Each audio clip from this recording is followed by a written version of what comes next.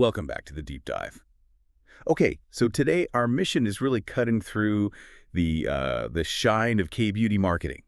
We're digging into the Lilyeve Growturn Hair Growth Serum. You've probably heard of it. This thing, well, it absolutely dominated in South Korea, sold over 1 million units, apparently grabbed the #1 drugstore spot. So the big question, is it, legitimate scalp science or just incredibly smart hype?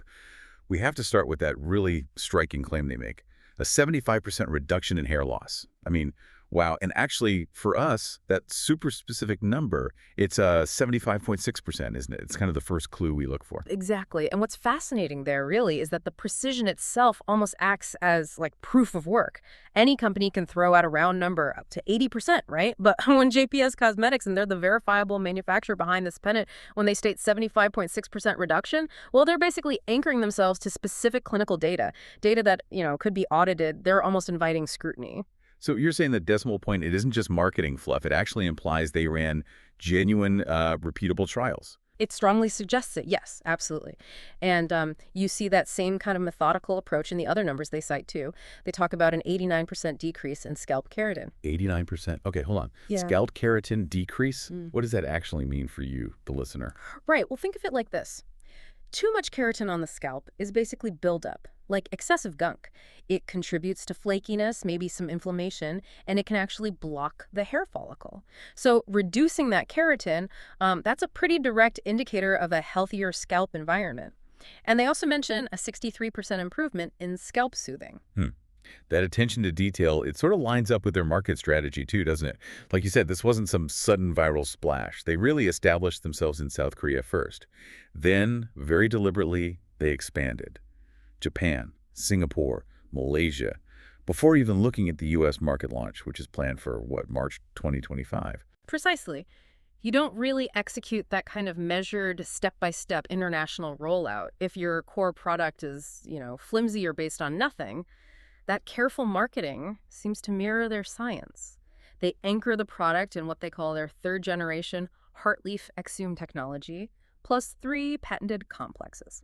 Okay, let's pause on that phrase, heart-leaf exhume. That sounds very science fiction-y, maybe a bit like jargon. What are we actually talking about here? What is third-generation exhume technology, and why should you care? Hey, yeah, it does sound a bit out there. But essentially, it's about high-precision delivery. Think of exosomes as like microscopic delivery trucks.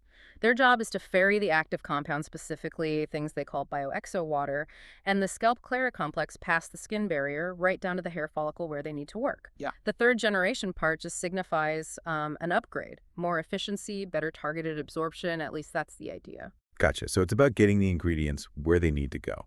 Makes sense. Right. And beyond the, let's call it deep science, the actual user experience seems really thought through. My favorite detail, that built-in 76-tip applicator. Because traditional serums can be so messy, right? You end up with more on your hands than your scalp.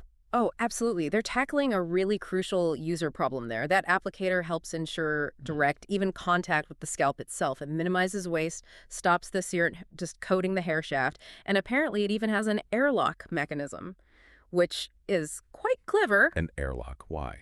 To prevent oxygen exposure. It helps keep the active ingredients stable, stops them from oxidizing and becoming less effective over time. And user feedback generally confirms it's, lightweight, non-greasy, fragrance-free, but apparently has a nice cooling menthol feel too. Okay, but here's what I think is the second critical marker of legitimacy for this product. The nuanced reality we found. We dug into genuine user reviews on a Korean site, Wahai, I think. And the balance of feedback is, well, it's telling. It's not all glowing 5-star reviews. Yes, and that mixed bag is actually kind of refreshing, isn't it? It feels more authentic. There were definitely positives. People reported seeing baby hairs appearing after 1 month, which is encouraging. And others mentioned their hair felt strengthened, leading to less fallout in the brush or shower. But importantly, the negatives were specific and sounded honest. Things like difficulty controlling the pump dispenser, getting too much out, or that it took longer to dry than they expected. And crucially, we saw this specific comment that crown thinning improved but was explicitly not completely filled. Right, and that single phrase, not completely filled, that just perfectly manages expectations, doesn't it? And speaking of expectations, let's talk price quickly. It seems to sit between, 36 Indios and $45? which feels reasonable for a specialty treatment. We can probably ignore those confusing 56% off claims on the US site that seem based on, like, inflated made-up prices. Agreed. So, wrapping it up, the final verdict seems to be, yeah, this serum looks legitimate. You've got verifiable clinical testing showing, okay, measurable reduction in hair loss and scalp soothing. And that's coupled with genuine balanced user feedback, the good and the slightly inconvenient. The key takeaway for you, the listener, is probably this. It's designed to reduce hair loss and optimize your scalp health. It is not being sold as some miracle cure for bald spots, and its real effectiveness will likely depend heavily on why you're experiencing hair loss stress, hormones, genetics, that kind of thing. Yeah. So the big lesson here, maybe, is how those really specific, detailed claims like that 75.6% number we started with, yeah, when you pair them with a traceable market history and those honest mixed reviews, well, those might actually be the clearest signs of legitimacy in this super crowded beauty market. It definitely raises an interesting question, doesn't it? Especially when you think about the global anti-hair loss market. It's projected to hit nearly $2 billion soon. And you see competitors, big names, sometimes facing lawsuits because they may be overpromised. So, does a product that claims modest but measurable improvement ultimately earn more trust in the long run than one promising, well, the impossible? Something to think about next time you're looking at those miracle claims.